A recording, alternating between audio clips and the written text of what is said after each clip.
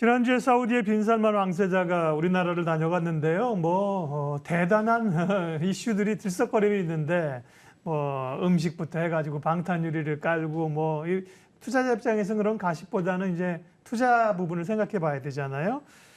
빈살만이 간 이후에 관련된 이야기, 특별히 네옴시티 관련해서 또 어떤 걸 주목해야 되는지 SC 글로벌 센터 김선규 소장님 함께하겠습니다. 어서 오십시오. 네, 안녕하세요.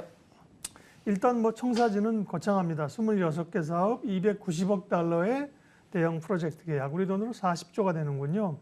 전체적인 그림이나 어떤 느낌을 받으셨는지 말씀해 주세요. 일단 제가 처음 받은 느낌은 생각보다 보따리를 많이 풀었다. 일단 처음 느낌은 그랬어요. 그러니까 보통 이제 얘기를 하더라도 이제 이렇게 갑자기 많이 푸는 경우가 잘 없거든요. 이제 보통 이제 쪼개줬었어요. 지금까지는 나라별로.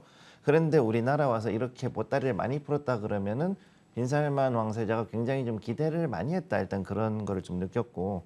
다음 두 번째는 이제 그 전체적인 내용을 봤을 때는 그래도 역시 가장 크게 생각하는 게 네옴시티도 있지만은 역시 국가 전략 협력이 가장 큰 목적이었다라고 저는 일단 그렇게 보고 있습니다. 전체적인 게.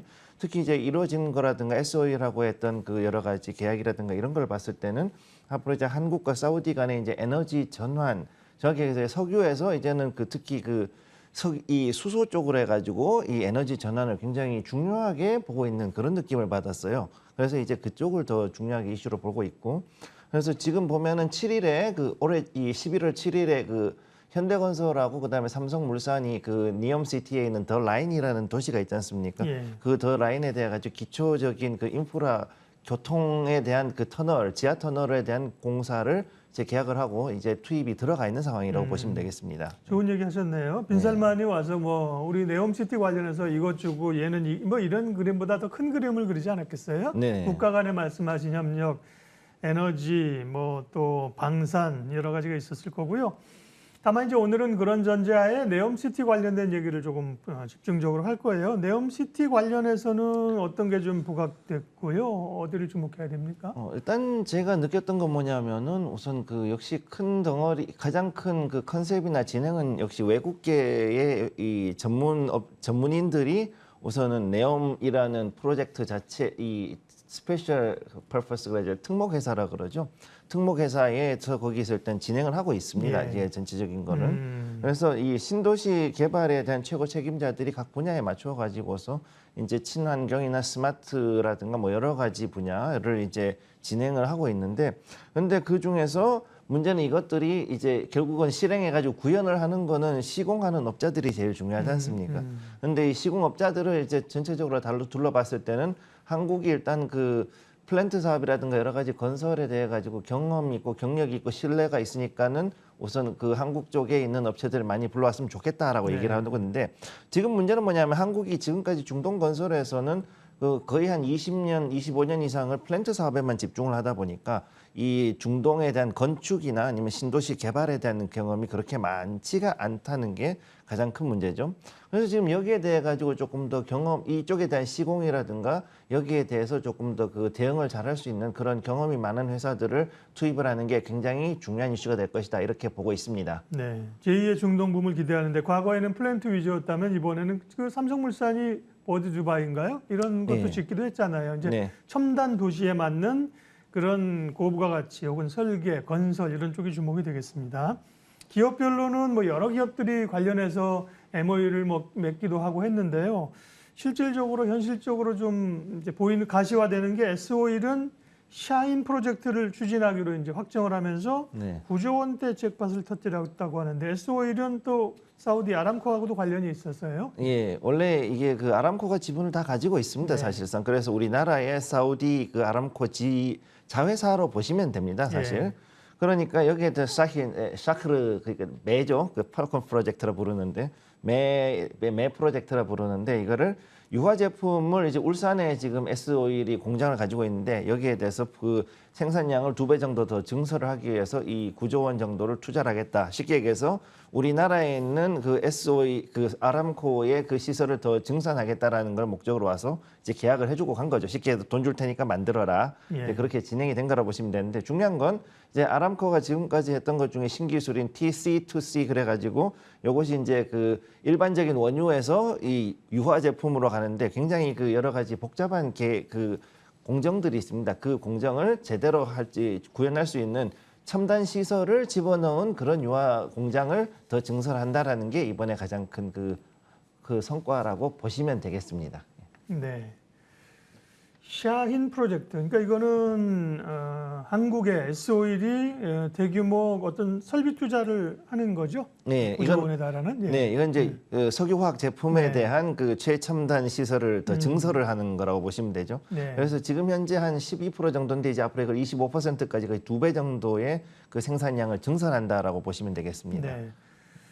네옴시티 관련해서는 뭐 기대감도 있고 협력도 있지만 실제로 이게 성사 가능성이나 뭐 자금 문제뿐만 아니라 기술력, 특별히 그 더 라인이라는 그 이 직선형의 대규모 그 빌딩들을 세우는 뭐 이런 거에 대해서 회의를 좀 제기하는 것들도 꽤 있습니다. 네, 이게 그 여러 가지 측면에서 봤을 때 일단 건축을 하는 분들이나 이런 분들이 봤을 때는 이게 좀 너무 약간은 그 공상과학적인 그런 부분이 네. 있다라고 얘기를 하시는데 중요한 거는 이제 더 라인이 이 니움시티가 왜 나왔냐면은 그 전체적인 부지에서 단 5%만 개발을 해서 가능하면 생태계를 보존하고 가장 사람들이 그 밀집돼 있는 공간에서 살아가게 한다. 그래서 네. 이제 그 친환경적이면서 스마트하고 그 다음에 또 그 신재생 에너지나 재생 에너지를 활용해 가지고 탄소를 배출하지 않는 도시를 만드는 게 이게 목표거든요. 그러니까 그걸 하기 위해서 지금 대규모의 자금을 투입을 하려고 하고 있는데 여기에 대해서는 결국 이제 지금 한미 글로벌이 네옴시티에서 이제 특별 PMO라 그래가지고선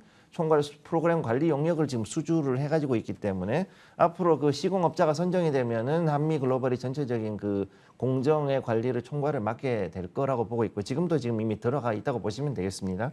그리고 이것 때문에 그러면은 이 500m짜리 유리벽 거의 뭐 롯데 월드 타워 정도 되는 그 높이의 유리벽을 만드는 게 문제가 된다 그러시는데 네. 요거는 이제 여러 가지 방법이 있을 수 있어요. 이 BIPB라 그래가지고선 빌딩 인테그레이티드 PB 그래서 요거는 이제 그 유리 안에다가 태양광 발전이 되는 이런 필름을 집어넣어 가지고서는 요걸로 해서 그 전체적으로 빛이 들어가지 않고 그러면서도 어느 정도 이 빌딩 안을 식혀주면서 동시에 이제 태양광 발전을 할 수 있는 그런 그 시스템이 있기 때문에 이런 걸 넣는다든가 아니면 이제 그 수도 안에다가 또 다른 뭐 재생 에너지 시스템이나 이런 걸 넣는 것들 즉 이런 여러 가지 관련 기술을 도입할 가능성이 있다고 보시면 되겠습니다. 근데 이제 사우디가 미국하고 사이가 좀 안 좋아서 이런 게 정치적으로 좀 부담이 되지는 않나요? 사업을 추진하는 데 있어서? 조금 있을 수는 있습니다. 이게 제일 중요한 건데 지금 현재 사우디하고 미국이 석유 생산 관련해 가지고 지금 좀 알력이 있지 않습니까? 네. 그래서 가능하면 좀 감산을 미뤄달라 그랬는데 이달부터 해가지고 200만 배럴 일산 감산이 들어가 있고 이래서 좀 많이 불편한 관계에 있는데 요 생산 관련 문제가 조금 해결이 시급하고 그 다음에 그렇지만 지금 가장 큰 문제는 산유국들이 언젠가는 자기들이 이제 팽당할지 모른다. 쉽게 얘기해서 이제 더 이상 석유를 쓰지 않는 시대가 올 거라는 거에 대한 두려움이 지금 있거든요.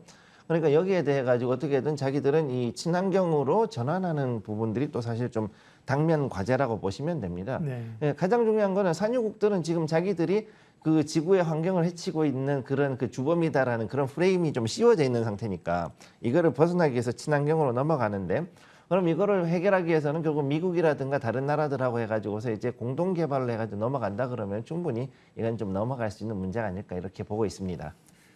주가 측면에서는 이제 빈살만 왕세자가 왔다 감으로 인해서 사실 재료 소멸인 거잖아요. 그러면 네. 주가도 좀 밀리는데 그러면 다시 관련된 모멘텀이 좀 부각되거나 뭐 공사가 재개되거나 그럴 수 있는 이슈들은 뭐가 있는지요? 제일 중요한 거는 저는 그때 그 트로제나라 그래서 그 네옴시티에서 가장 중요한 게 지금 트로제나가 제일 중요하다고 보고 있거든요. 네. 현재 한 사우디 투자 MOU 보시면은 여기 지금 나온 게 요게 이 자료가 여기 보면 이 상당히 많은 회사들이 지금 존재를 하고 있어요. 그래서 여기 보면 일단은 이 네옴시티도 있지만은 그 이외에도 에너지라든가 아니면 첨단 그 기술에 대해 가지고 굉장히 많은 부분들을 지금 여기에 대해서 소개를 하고 있기 때문에 이것들이 상장주도 있고 비상장주도 있습니다만 아무튼 관련주들은 굉장히 여기에서 많이 뜰 수 있다 이렇게 보시면 되고, 그리고 제가 개인적으로는 이제 지금은 더 라인도 중요한데 트로제나라고 해서 여기 이 인공호수입니다. 지금 저기는 아직 사막인데 네. 물 끌어와서 인공호수 만들고 지금 2029년도에 그 동계 아시안 게임을 저기서 하겠다라고 지금 사우디가 선언을 해버렸고